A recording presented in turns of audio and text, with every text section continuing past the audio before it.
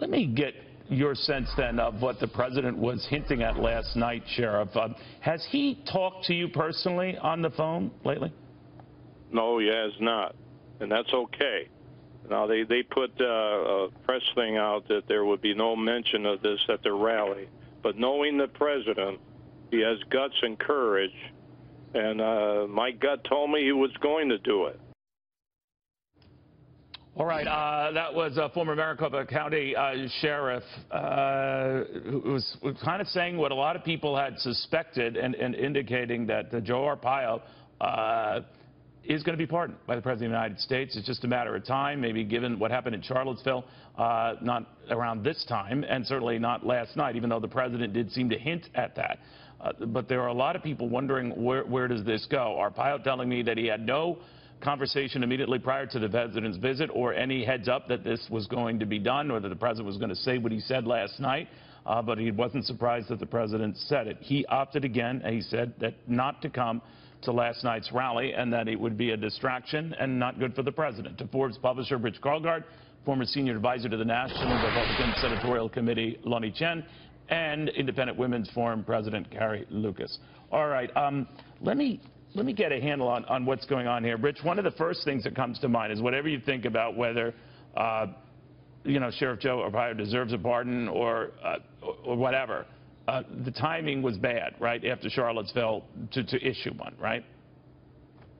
Well, it was good and bad. It was good for his base. 35–40% of Americans support Trump and appear to always will support him.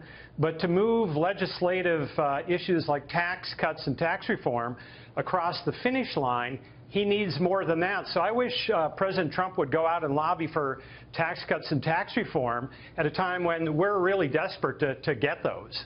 It is a distraction, to his point, Lanhee. One of the things that even the sheriff said is that I didn't want to be that distraction, and yet in the middle of the president's address last night, he talked about even risking a government shutdown to get the money to fund a border wall. What did you make of that?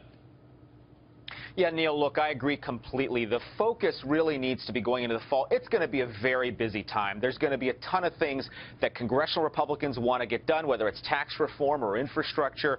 And I think, unfortunately, this issue is a distraction. And the more it's brought up proactively and preemptively, the more of an issue it becomes. So I agree completely. It's a distraction. I think the president is on firm ground when he talks about the economy and economic growth. He needs to come back to those messages. You know what I wonder about, though, Carrie, is that time's a waste, and whether it's this pardon or it is another thing we're talking about in addition to what's going on now in Washington, and now given the bad blood and the agita we've seen develop between Mitch McConnell and the president, is this yet another distraction?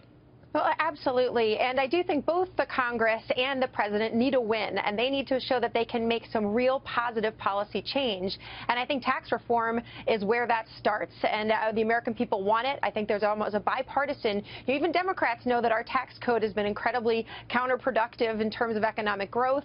We all want job creation. So I think there is time to move forward. They don't have to find the perfect tax bill. They have to get something done that lowers taxes and simplifies the tax code. And that has to be the focus of this fall.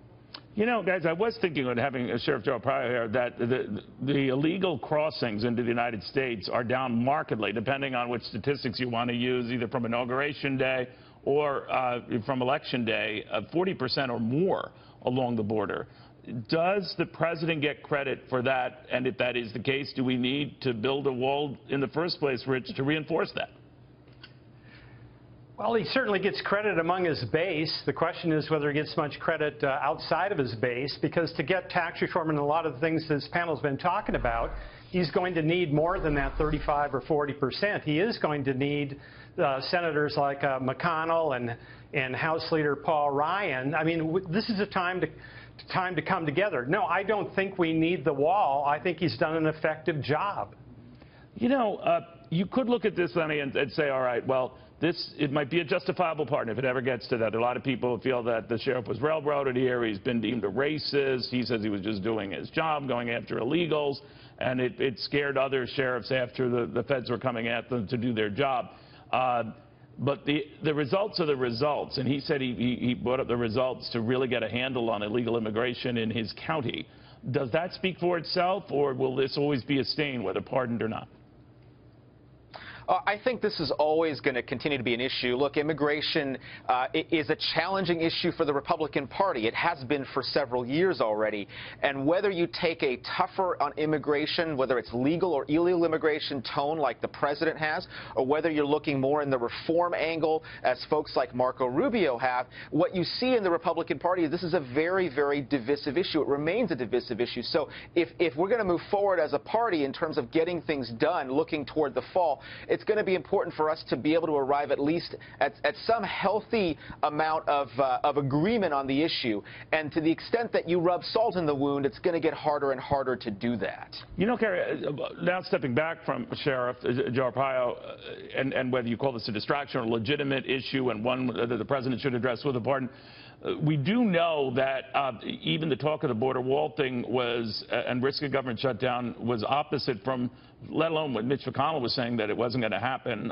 There would be no government shutdown and the debt ceiling would be raised. But his own Treasury Secretary, Steve Mnuchin, had indicated much the debt ceiling will be raised. There will be no government shutdown. You get a sense that they're not all on the same page.